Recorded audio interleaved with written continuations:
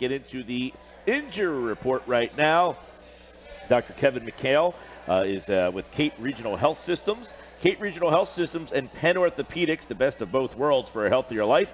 For an appointment, call 609-463-CAPE or visit caperegional.com/orthopedics. Dr. Kevin McHale, of course, as we mentioned a couple of times here on the show, he served as an assistant team physician for the New England Patriots, Red Sox, Bruins, and he is now with us here on the Sports Bash every Thursday to take a look at these NFL injuries. Doc, welcome back. Great. Thanks for having me again. You got it. Well, we were hoping that we didn't have so many injuries, but the Eagles, they've been dropping like flies. And one guy got 2 injuries on the same play. Darren Sproles out for the year, it looks like, and possibly career-ending, an ACL injury and a broken arm in Week 3. Let's talk first about that ACL at 34 years old. Do you think that that's a sign that potentially his career could be done? Yeah, it's definitely concerning. And watching that play, you could see how awkwardly he landed on that when he planted his foot, how awkward that motion was for his knee. And it was concerning for a knee injury. I was actually shocked that he was kind of holding his arm later on. That was concerning for an injury to the wrist because I was a little surprised. But yeah, I mean, an ACL tear in a 34-year-old is a huge deal. And we know that the rehab to get back from an ACL reconstruction is pretty intensive. It takes about 9 to 12 months for these players to get ready to get back on the field. Actually, a study that some of my colleagues up at Penn did looking at NFL wide receivers and running backs found that there's only a return to play of actually 80%. I think a lot of us assume that everyone's going to get back out there, but only 80% of them do. And unfortunately, at the age of 34, he may fall into that 20% category that don't get back on the field. Fortunately, the more experienced players that have a little bit higher ability do have that chance to get back out there, but the cards aren't in his favor right now. Now, you saw that play. And then he ends up breaking his arm on the play, too. Now, some people saw him kind of grab his knee. Then they said he was walking off, that he had a wrist injury there. How about the broken arm? If he didn't have the ACL problem, would a broken arm have been something he would have been able to come back from? A lot of times you hear a broken arm, and you think, wow, you broke your arm, you're probably done for the year. But that's something he probably could have come back from, or no? Yeah, it's actually kind of surprising. We were talking about this the other week, that sometimes a break better than these ligament injuries, and that's the case for him. If he had only broken his arm when he took that hit, he would have likely gotten back this season. So in general, we're talking about forearm fractures. We're talking about your radius and ulnar bones in your forearm, and typically they do require surgery to fix it with plate and screws like he had. And but even though it takes several months for them to heal, usually at least 3 to 4 months before you're back to playing sports without a protective device. When these players get back earlier, they're able to wear a cast and get back to playing at a much earlier time. So typically it's 4 to 6 weeks, but sometimes players have gotten back even as soon as 2 weeks after these injuries with a cast, and they're able to get back to playing pretty quickly. So unfortunately for him, he had both the knee and the forearm injury. If it was just that fracture, we could have been seeing him towards the later in the season. You ever see that where a guy has such major injuries all on one play?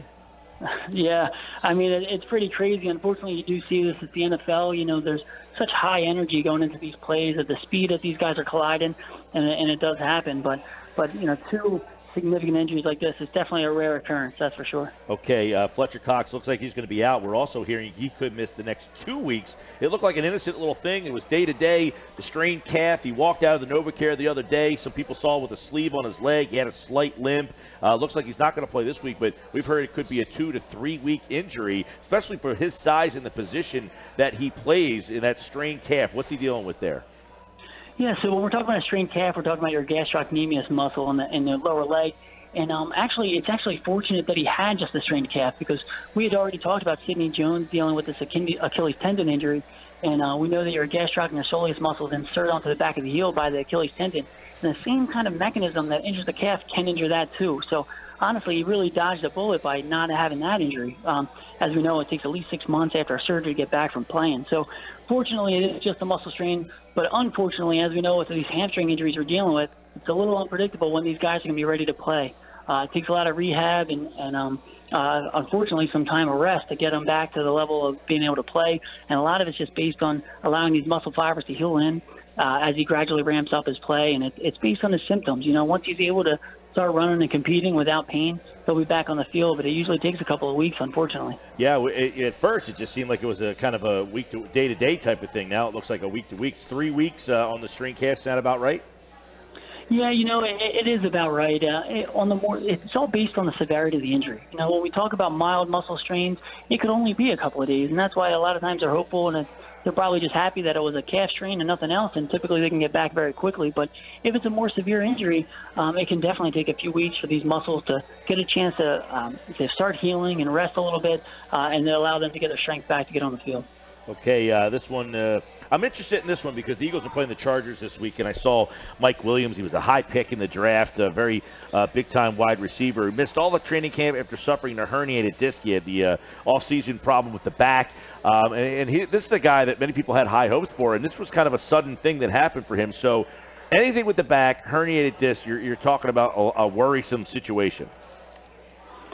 Yeah, so, obviously, whenever we're talking about the spine, we're definitely talking about a worrisome situation.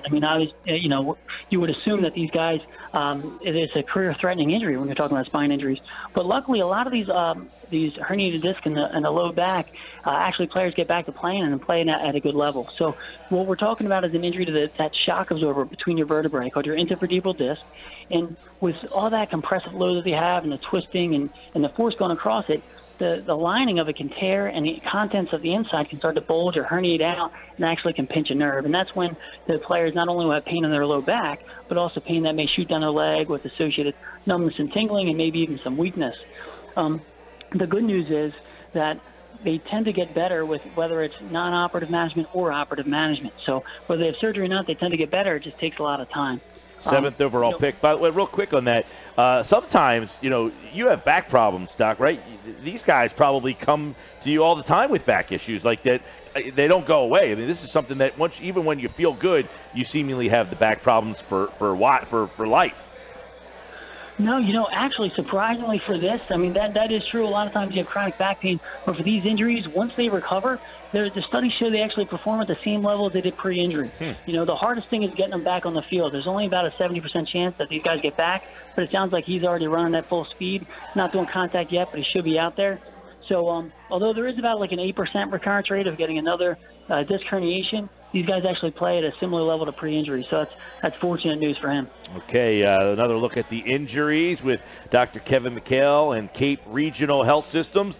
Cape Regional Health Systems and Penn Orthopedics, the best of both worlds for a healthier life. For an appointment, call 609-463-CAPE or visit caperegional.com/orthopedics. And man, too many Eagles are going down. Hopefully we're a little light on the Birds next week, and we take a look at some other injuries around the league instead of all these Eagles. Bad news for Sproles. And then the news right there with Fletcher Cox could be a multiple-week injury. Doc, we'll talk to you next week, pal. All right, sounds good. I'll talk to you guys soon. Hopefully we don't have any more hits to the defense. I don't know how many more we can take. On the defensive side, yeah, he's right about that.